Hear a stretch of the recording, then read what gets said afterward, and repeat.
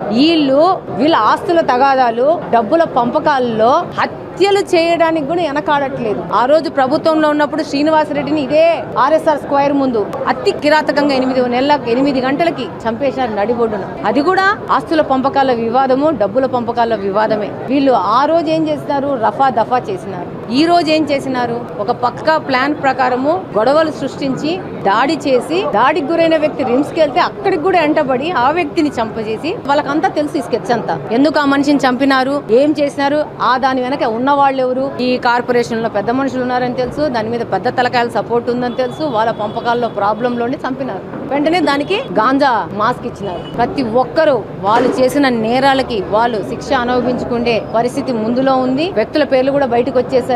System ని compromise చేయాలనే ఉద్దేశంలో వీళ్ళ వెనక ఈ పార్టీకి సంబంధించిన నాయకులు పెద్దోళ్ల సపోర్ట్ తో వీళ్ళకి అరాచకాలు, కిరాతకాలు మొదలు పెట్టారు. చట్టం తన పని తాను తీసుకుపోతుంది, ఎవ్వలని వదిలే పరిస్థితి లేదు. వైకాపా పార్టీ ఏమన్నా అధికారంలో ఉందనుకుంటున్నారా? తెలుగుదేశం పార్టీ ఉంది. నిర్మోహమాటంగా, నిర్భయంగా నేరానికి పాడుపడిన వ్యక్తులు డెఫినెట్ గా శిక్షను అనుభవిస్తారు. ఈ యొక్క విధానాన్ని కడప నుంచి మనం అందరం పాలదోరాలా. ప్రతి ఒక్క సామాన్యుడు గుండె మీద చేయి పెట్టుకొని నిర్భయంగా పండుకునే పరిస్థితిని కడపలో తీసుకురావాల్సిన అవసరం ఉంది.